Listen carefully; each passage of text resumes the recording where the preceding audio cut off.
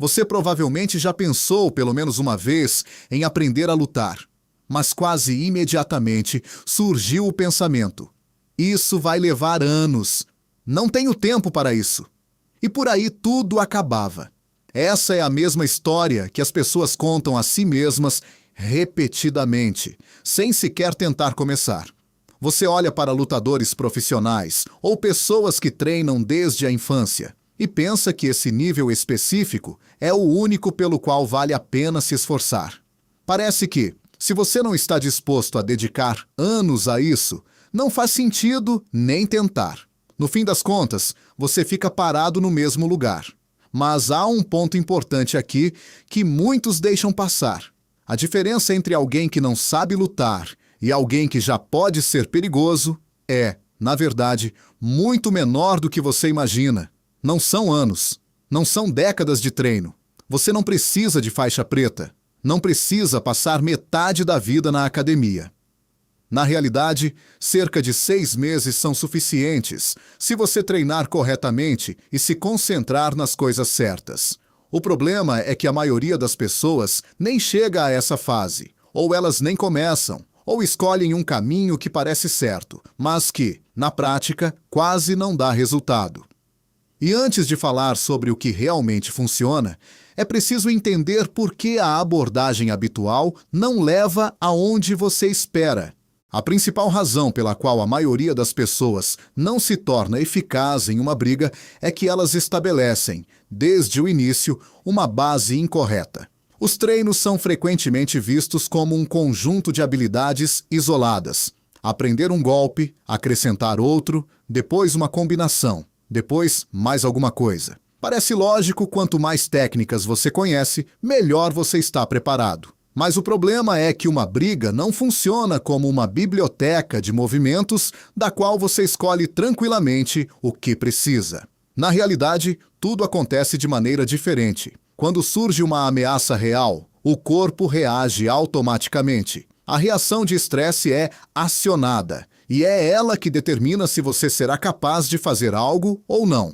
Nesse momento, o cérebro libera a adrenalina, os batimentos cardíacos aceleram bruscamente, a respiração fica superficial. A motricidade fina piora, os movimentos tornam-se bruscos e menos precisos. Tudo o que você aprendeu em um ambiente tranquilo começa a desmoronar. Essa é a chamada reação ao estresse. É exatamente por isso que pessoas que conhecem muitas técnicas muitas vezes parecem desamparadas em situações reais. Elas simplesmente não conseguem usar o que têm. Ou ficam paralisadas, ou começam a se mover caoticamente, perdendo o controle de si mesmas. O ponto-chave aqui é que o problema não é a falta de conhecimento. O problema é que o corpo não sabe funcionar sob pressão. E enquanto isso não mudar, nenhuma quantidade de técnicas vai torná-lo eficaz. Na verdade, uma briga não é tanto uma habilidade física, mas sim um desafio para o sistema nervoso. O importante não é o quanto você sabe, mas se você é capaz de manter o controle quando a situação fica realmente tensa. Quem se torna perigoso não é aquele que sabe mais, mas aquele que consegue agir quando a maioria das pessoas perde o controle. Aquele que não fica paralisado nem entra em pânico, mas continua se movendo e tomando decisões. E é exatamente essa lacuna que você precisa preencher. Não entre não sei e sei, mas entre perco o controle e mantenho o controle. Todo o resto é secundário. Enquanto você treina apenas em condições confortáveis, aprende a agir em um ambiente seguro. Mas a situação real nunca será assim. E se nos treinos não há pressão, resistência nem estresse, no momento certo o corpo simplesmente não estará preparado. Agora vamos entender o que realmente é preciso para se tornar um lutador perigoso em pouco tempo. Aqui, tudo é muito mais simples do que parece, mas exige a abordagem correta. O primeiro passo é lidar com o estresse.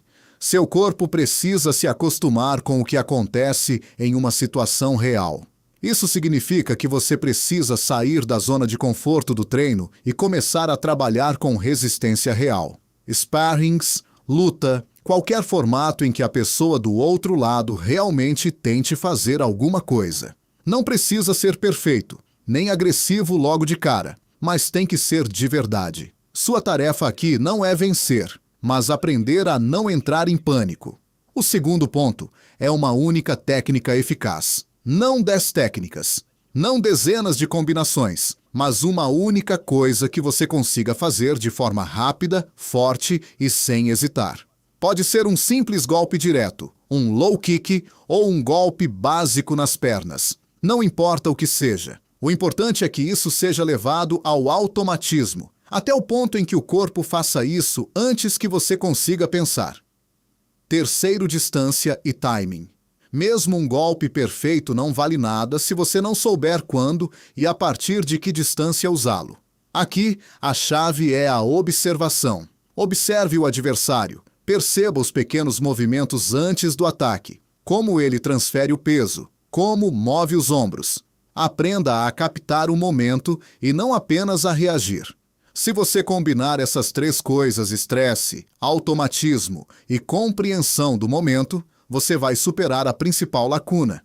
E é exatamente isso que permite, em poucos meses, passar do zero absoluto para um estado em que você já representa uma ameaça real